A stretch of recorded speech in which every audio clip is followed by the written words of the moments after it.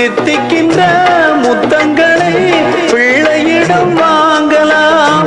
பச்சை வண்ண தார்விடும் வாழை மரம் சாய்ந்திடும், முத்துக்களை ஏந்திடும் சிப்பிகளும் மாய்ந்திடும்.